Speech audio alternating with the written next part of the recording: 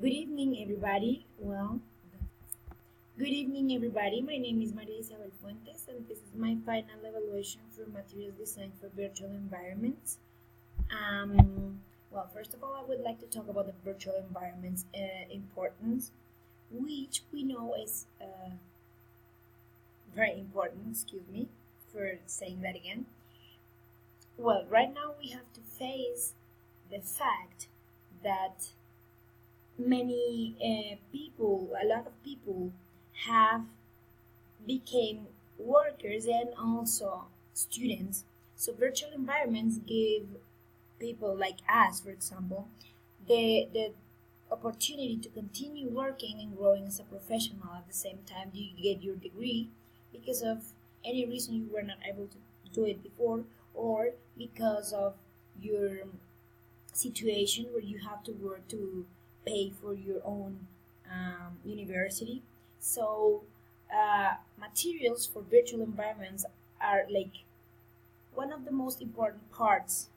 They are the backbone of the whole virtual environment, because if these materials don't keep people motivated, people can just like easily let go, and there will not be any sense on virtual education. Um, for this part, I chose present perfect.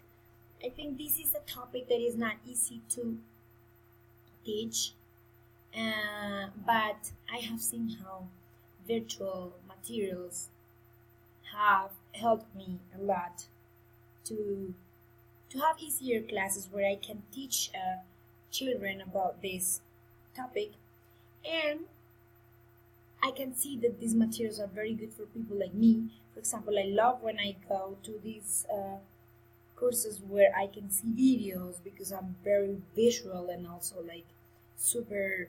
I love to listen. Yeah, so videos. I chose YouTube for the first work, so I'm going to go a YouTube video right now.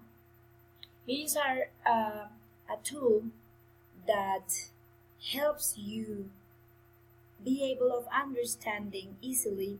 You can stop as many times as you wish, and you can focus on information which you think is super important, and stop and go back.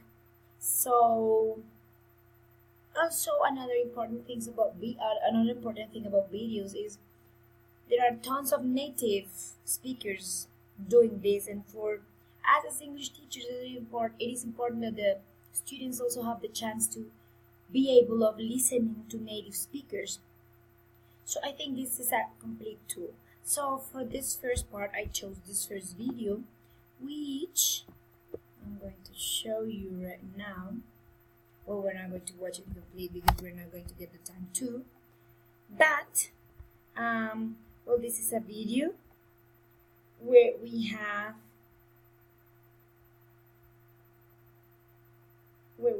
her speaking about the present perfect, right? And she talks about, like, if you watch it, Emma is speaking about different aspects which are super important from present perfect, which are the auxiliary you use, how do you have to use it. Like, for example, here she begins speaking about the auxiliary, that you have to use the subject, the structure of the sentence, which is super important. Then she begins giving a couple of examples which help students understand. Also, she goes over this present simple form of the verb, past simple, past participle, to explain what you have to use. After this activity, where I think students should watch the video, I propose this would be the introductory video for them to understand the main ideas that they need to understand about present perfect in order to be able of using it. For this video, the activities I propose are that they should use any tool that they would like to organize their main ideas they understood. the aspect they have to take into account is to first write some tips for using the present perfect. The second is when should you use it, and the third is like the keywords for present perfect. And after they do this, they have to think about well, that's a side activity after they understand the first part, where they will have to think about accomplishments they have already had and write about them on a text that should not be longer than 150 words. And then after they do that, they will have to make a video talking about the 3 accomplishments they are most proud of and why. And the video must not be longer than 1 minute and 30 seconds. It's a video where they are just going to say, for example, I have already been to Europe, and that's my biggest accomplishment because it was a dream I had since it had been my dream since I was, I don't know, young. Yeah, so it's just for them to use like those types of sentences and use the real the present perfect and real things they have done. For this one, I propose this rubric of assessment, which I think has worked very well for me at the UNAT, and it's reading the rubrics because there you understand what you are being graded for. So the criteria, and I have like this beginning, developing, partially met, and fully met. So the student writes all the tips necessary to use present perfect. The student understands when to use the present perfect tense. The student recognizes the present perfect tense keywords. The student uses all of the criteria above to talk about own experiences in a proper way using accurate vocabulary and the right word order. So that would be the first rubric. The second one was for this present perfect, another video, which is a video where they're going to be able of, students are going to be able of listening to, well, we have to leave this announcement. It's a video where the students are going to be able of seeing 24 or 21 common questions that are always asked using present perfect. And I think this is good because we always keep on using some expressions we think they're right, but they're not. And getting to know this, well, it's really good. There are 21 questions here, and the activity they have to do with this is they will have to answer all of those questions.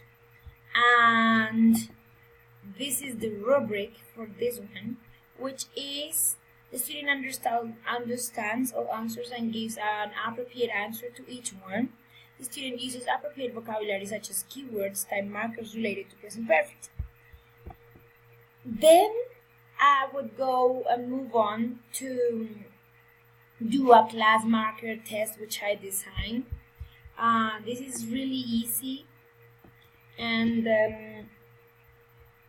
if I would be working on this the whole time, I think I just would go and pay the whole, not the trial version, like the whole version of class marker.